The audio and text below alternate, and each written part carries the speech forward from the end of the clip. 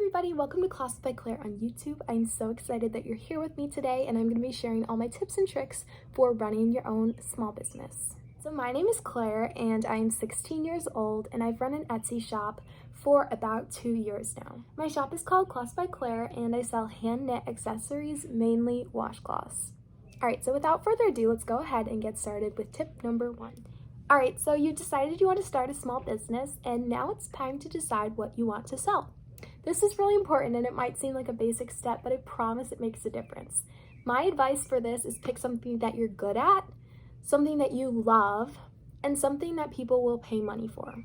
What I did to sort of test this product out, see if it was marketable, see if people would actually pay for it, was I gave out a few washcloths to a few close friends of mine, people who I knew would actually use them and give me honest feedback.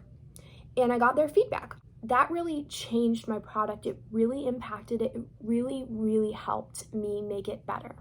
So before you even launch your site or launch your, marketplace or whatever, I really recommend that you stock up on inventory. This is important because it builds your reliability. I've seen numbers anywhere from 10 to 100 listings for what sellers recommend you start with. Now, I think 100 is a little bit much. Even 50, I think, is a little bit much to start with. That can be a little bit overwhelming for you. But I do think it's good to have at least 10 solid listings, preferably 20 or 30 in your store before you even open. Now, the next thing I would do before you even open, I know we're getting there soon, but before you even open, invest in branding. This is what will take your small business from a good product to a really great brand, a great business that people keep coming back to. So branding is business cards, logos, all this kind of stuff, stickers, thank you notes, all that kind of stuff. It's the stuff that's not your actual product. And I know it seems weird to spend so much time on it, but I promise it's important. All right, so this business card template I actually found on Etsy. I did not design it because that's not something that I know that's not something I'm good at. So I looked on Etsy for business card templates, and there are so many out there, you guys. So many that look professional, beautiful, colorful, all this stuff. So this is one that I really loved. I know it's kind of basic, but I just really liked the look of it. So what I would recommend if you're just starting out, you don't want to break the bank on your business cards, which I know that sometimes if you hand design them, print them at a print shop, they can be $1 a piece, which I mean, it's great if you can afford to spend that. I did not want to spend that much money on my business cards. So I bought this template. I think it was $10 on Etsy. And then I went on vistaprint.com, I think is their website. And I ordered standard business card size cardstock. It comes to you blank. They're just blank little business cards. You print your design. In my case, it was this template that I purchased on Etsy. You print your design straight onto it at home, just in a normal printer. It prints on this cardstock. You just perforate the edges, which is super easy, and they come out like this. And they're really professional. They're real cardstock, and it's just a normal business card. So my recommendation for cheap business cards that still look really good would be buy a template online and then go through Vistaprint. So what I recommend you put on there is make sure that it's clear and big what your brand name is. Put a little tagline of what you're selling. Put your website or your address, or both preferably. Put some way to contact you. For me, that's email. Some people like to put their phone number, whatever you want. Make sure you have contact info, and then make sure that you have socials. I think social media is such a great way of marketing, so make sure that you put those on your business cards. All right, next up for branding would be making a logo for your business, and this is really important, and it's super fun too. So I know there are a lot of websites that will make a logo for you, which is so cool. It's great. You can just type in a logo maker, and there are a lot that are free too. And you just type in what you want the logo to say. So your business and sometimes the tagline for Me Knit Accessories. And it'll generate thousands of logos that you can pick from. That is super cool. I love doing that. That's really fun to just go through and flip through all of them. So there are really great options for free, or you can pay for some nicer ones online. That's a great option for logos. On the other hand, if you want it to be a little bit more personalized, you can design it, which is super cool too. So I have the app Procreate, which is amazing for digital art and all that stuff. I decided to hand design my logos, and this is my logo. This is a sticker sheet, which I'll chat with you about in a second. This is my logo. It just says Class by Claire. I actually don't know if this is gonna show up backwards. It's probably a really dumb question, but I don't know if it's gonna show up backwards on the camera or not. But anyway, it just says Class by Clare, and then it has this little ball of yarn with some needles in it, just so that people know it's, you know, knitting. Okay, anyway, I designed that logo on Procreate on my iPad, and I'm really happy with how it turned out. I like the colors. I like that you can personalize it, make it your own.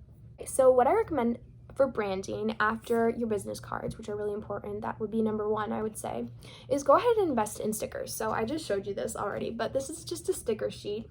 So when I send out an order, I, you know, wrap it in tissue paper, all that stuff. And then when I tie my mailers closed, I tape them with one of these stickers. Sometimes I'll give these away to people. They'll put it on their iPad or whatever. I think it's really great marketing to have stickers. So I would highly recommend get your logo on a sticker, whether it's computer generated or you drew it, and get it on a sticker and hand those out and use those with your orders. The next thing that falls under branding, I think, I'm not really sure, but it's not your product, is thank you cards. And if I could recommend one tip for your business, it would be handwritten thank you card. It means so much to people. It reminds them that they're ordering from a small business. They're ordering from a person who put a lot of time and effort into this, and they are so happy to get your order. So here's a little example of what my thank you notes look like, and they're really simple. I really just, you know, write a little note, and then I just like put some dots around the border or whatever. This one says, "Dear so-and-so, thank you so much for your order from Clare by Clare. Your support of my small business means the world. I hope that you love your new blanket." This person ordered a blanket. Sometimes they'll order washcloths, and I'll write, "I hope you love your new washcloths," whatever. "I had so much fun making it, smiley face. Have a great week and stay healthy," just because of all this corona stuff. "Thanks again, heart, Clare." You can write whatever you want on it. I think it's really nice to write more than just like thank you. I think it's nice to say like, you know, "This means so much to me, my small business. I really appreciate your business. I really hope you love your order," whatever feels right to you, but something that's a little bit more than just thank you. And then on the back, I always write, "P.S. Use this code, thank you, for 10% off your next order." So right now my code is thank you, and it's just, I think it's a really nice way of letting people know, once again, that you appreciate their order. So people have different ways of saying thank you. This is mine. I give them 10% off their next order. I haven't always done this. Earlier on in my business, I didn't feel like I could afford to give sales on people's orders that much. Now I feel a little bit more like, I feel like I have enough new customers every week that I can afford to give, you know, returning customers a little discount. I think it's really nice. I've had a lot of people come back just because of the discount, which is also nice. So I recommend doing this if you feel you can afford it, or like if you feel it's a good idea for your business. If you don't feel like it would make a difference, maybe you're selling something that's more like a one-time thing, people want to come back and buy more, that's totally fine. You do not have to give a discount, but it's nice if you feel like it would work for your business. All right, next up, you guys, is kind of like the thank you notes, but it's packaging. So packaging means so much more to people than I ever would have guessed, and it can be really fun, especially if you're creative. It can be super fun to make your packaging look super pretty, aesthetically pleasing, and really an experience to open. What I do is I fold up the washcloths and tie them with some twine, and then I stick my business card in on the top. I wrap that set of 3 in tissue paper. I fold it up really cute, and then I tape it closed with a little label that says Clare by Clare on it. And I actually use this label maker here, which I really recommend. So I wrap in tissue paper, and then I put it in the package, and then I also put in the package my thank you notes, and I put in stickers. And I have these in different colors. They just say, "Here comes the sun." I designed these on my Procreate app that I was telling you about earlier. And then I ordered them on Sticker Mule, and you might have heard of this website already. It's really, really popular, and they're awesome. So these are just their die cut roll labels, I believe. A lot cheaper than their stickers, which is nice, just because I'm giving these away. I don't sell these. So those are really nice. I always cut them up really cute in a little shape, and then I stick those in with their order as well. Talking about stickers, I'm now reminded that I did not tell you where I get these stickers from, but these are from Sticker You. I would recommend Sticker You for anything that's like branding, like anything that's not being sold to customers. I think that's great. If you're looking for more high quality stickers, or you're selling stickers, stuff like that, then I would recommend Sticker Mule. All right, next up, guys, I recommend that you have a dedicated workspace that's really just mainly for your business. So for me, that's just my desk in my room, and it's You know, it used to be a homework desk and now it's become really just a business desk. And I'm totally fine with that because it really helps me clear my head when I'm here. I know I'm working on the shop. I know I'm working on business. I'm organizing finances, whatever. Also, just to have all your supplies in one spot, keep yourself organized. That is so important, especially once you get like a lot of orders a day and you're kind of find yourself juggling stuff. It's really, really important to have like a set system for your organizing. Like I have, you know, part of my desk is just for packaging. It has all my packaging supplies set out. I have cubbies with all my yarn. I just think I don't know, I'm kind of an organizing freak. But next tip, I just say have as much stuff pre-made as possible. So this goes for your products that you're selling, your thank you notes, your packaging, your stickers, I mean, anything. Your shop will run so much smoother if you're able to just like, if you get an order in and you're able to just fulfill it right away. And it is the most like accomplished feeling in the world to be able to get an order, ship it out the same day and feel, you know, so organized and so ready. As far as like ordering stuff, business cards, tissue paper, packaging, whatever, I would say just make sure that you always have enough of that. Make sure you always have a little bit more than you think you need. Don't go buy 10,000 business cards day one of your business. Like that would be a little bit over the top. Don't spend money unless you feel like you're gonna get a return on that. For me, I used to spend money on Instagram ads every once in a while when I was first starting, and I did not see a return on that. Now that makes sense because I sell knit products. My audience is mostly older women, and that's totally fine. I know that about my business. I know how to market to those people. Now, if you sell trendy stuff, if you sell jewelry, clothing, stuff like that, then, obviously then you're more marketing to a younger audience. You're marketing to, teenagers on Instagram. Then I think it's perfectly smart to go ahead and pay for that Instagram ad.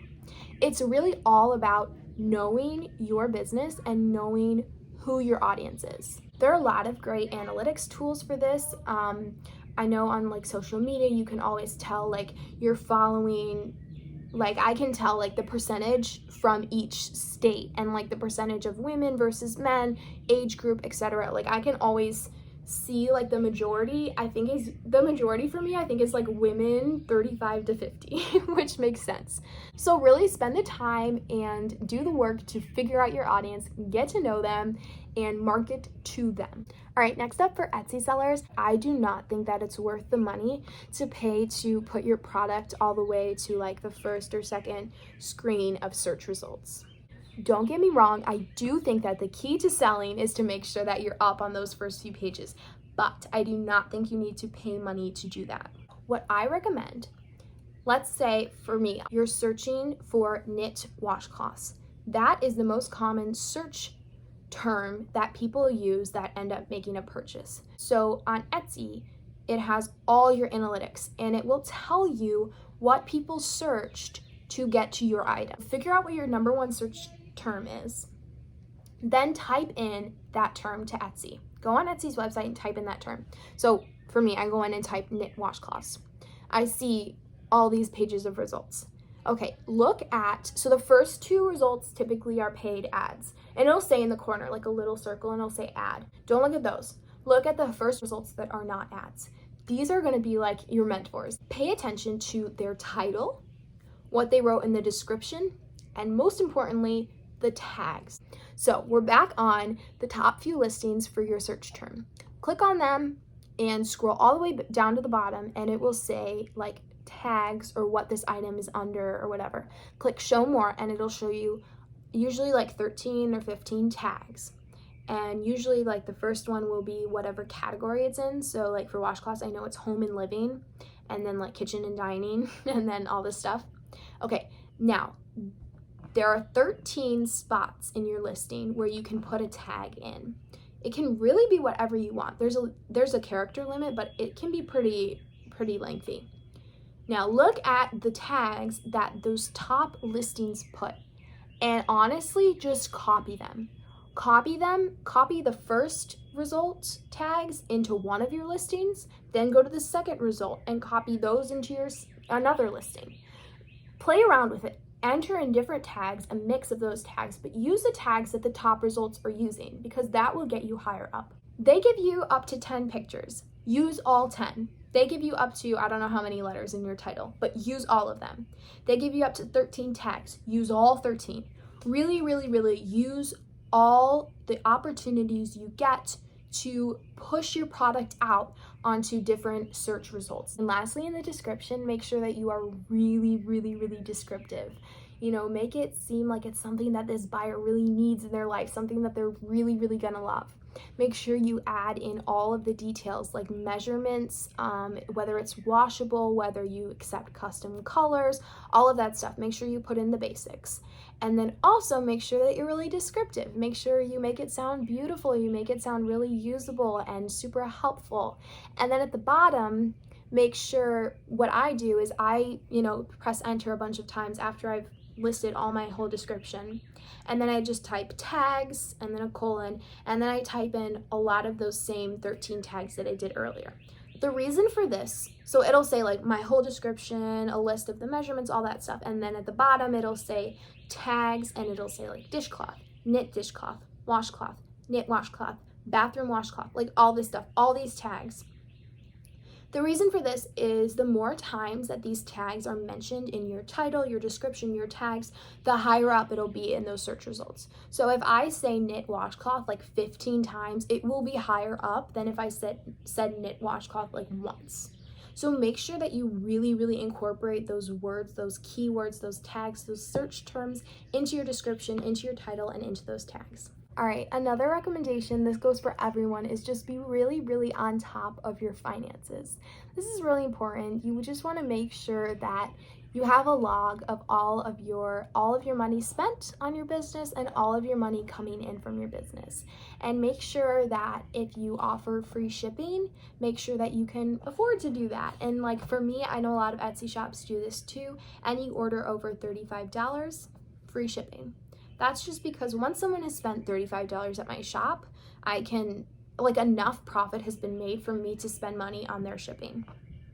Now, for a while, I didn't offer free shipping on anything. Everything you had to pay for shipping. That was something that I had to work my way up to, where I felt like I was making enough profit to go ahead and offer that. That's a really nice perk for buyers. Buyers really like that. So if you can offer it, do it. But by no means, do not undersell yourself. Do not underprice your items. If you spent 3 hours on something, 5 hours, 10 hours on something, don't list it for $2. Don't list it for $10. Really make sure that you are not underselling yourself. I know a lot of people will just try and make a ton of business just by being the cheapest vendor, but that is not how you want to make your business. You want to make your business being the highest quality vendor on there.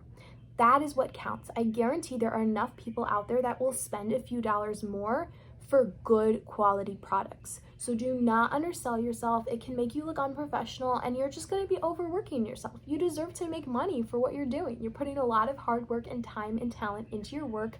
Do not undersell yourself. Don't go crazy giving your stuff away. I know when I first started, I was trying to get my name out there. I was trying to do all this stuff, and I would just give washcloths away all the time. Like I would give away 10 a week, and that was ridiculous because that was so much of my time and money and materials spent, and I had orders coming in, but I was just trying to get more and all this stuff.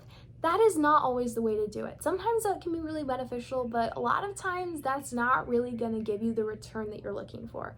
Instead of giving away products, give away your business card. Tell them about your business. Show them your website. Tell them about, your highest selling item, whatever.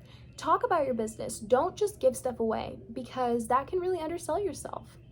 All right, guys, that's all I'm going to do for today because the video is getting a little bit long, but I definitely have more tips and tricks to show you guys, so I might do a part 2 later.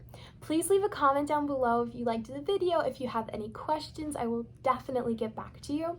And also, if you have any tips or tricks that were not mentioned, which there are a ton, please leave them below. I know we all still love to learn from each other, and that can be super awesome. Thank you so much for checking out the channel, you guys. I will see you soon.